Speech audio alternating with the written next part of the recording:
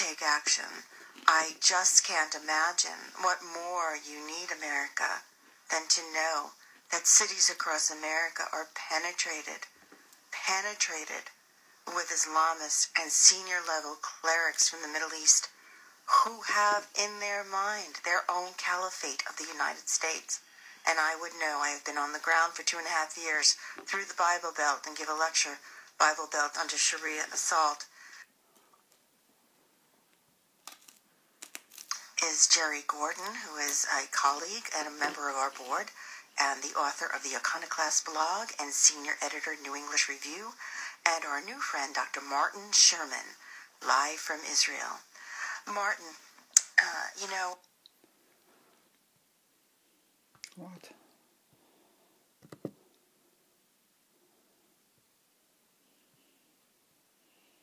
Was very much in favor of this diplomacy with Iran, even with its starts and stops. And then when the deal came out, he said, this empire of evil and hate that spreads terror across the region, adding that under the terms of the deal, Iran will become a nuclear threshold state in a decade or so, and generally increase the worst type of activities that they've been doing.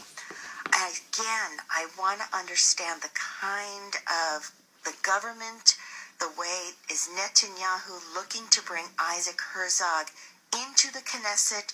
Do you see that as a possibility?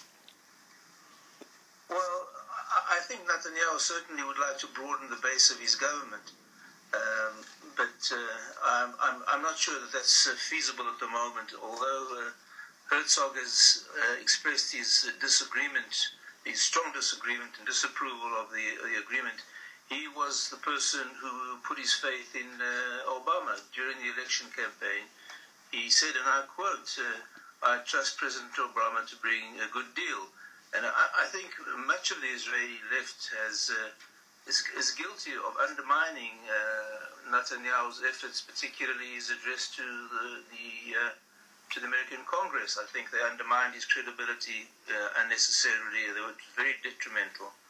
And what we have today is this appalling agreement whereby the largest state sponsor of terrorism has been given more or less a legitimate path to becoming a nuclear state and huge amounts of money with which it can foment further terrorist organizations across the world. And soon they will have the embargo lifted on conventional arms and missile capability. This is mind-boggling, because America has retreated from virtually every single red line that it laid down. And you have an agreement now which in many ways is probably even worse than the agreement, the Munich agreement in the 1930s.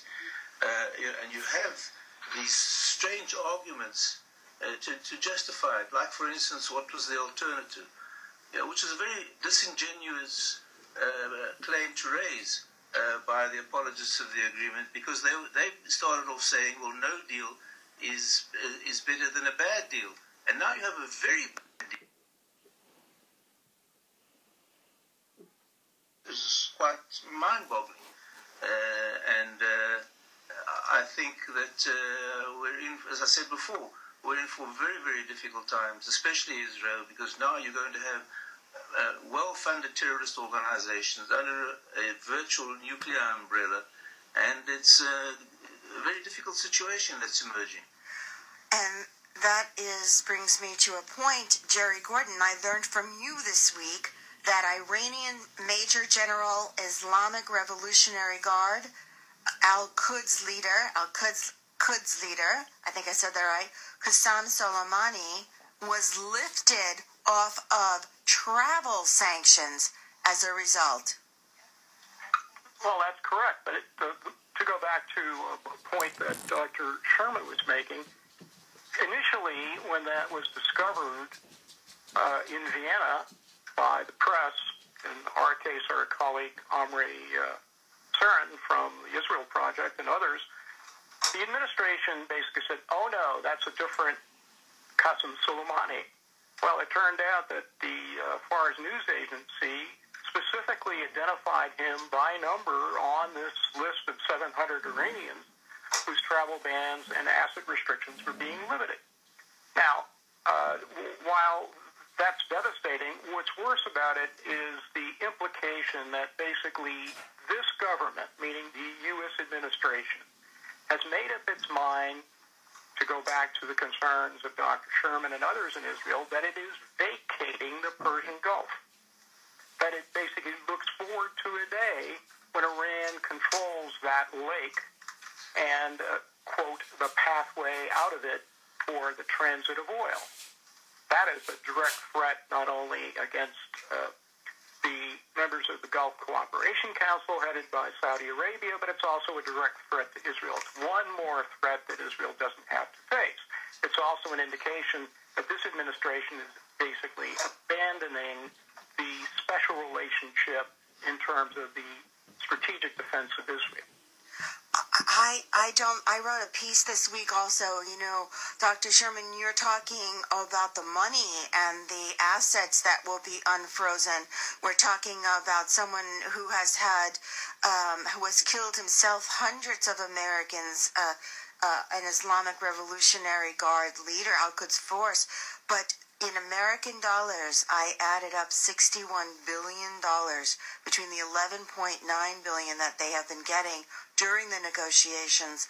Plus, did you all know that the Iranian government sued the United States this past Monday, for something like $30 billion? No, well, I didn't notice that particular report, but I think you understate the amount of money that's going to be. Well, that's just U.S. taxpayer dollars. It's about. I believe the sum is between $100 and $150 billion, and the really stunning thing is, because if people really believed that there was some non-coercive alternative to the Iranian impasse, it was through regime change. And so what this deal has done, by empowering the present regime, by enriching the present regime, they've made any prospects of regime change and more moderate elements taking over far more remote. So in every single aspect, it seems so counterproductive, so illogical, so appalling that it's absolutely breathtaking. It's probably worse than any of the greatest skeptics ever feared. And as I said before, we'll come back with the next question, Dr. Sherman, before we let you go, because we know it's late in Israel. Again, we tip our hats and we salute and put our hands on our hearts, and our condolences to the families of 5 slain and brave Americans who served their country honorably in Chattanooga. And stay with us, as I have a breaking development on Chattanooga that Jerry and I are going to talk about. We'll be right back. This is Lisa Benson. Hello, this is Lisa Benson.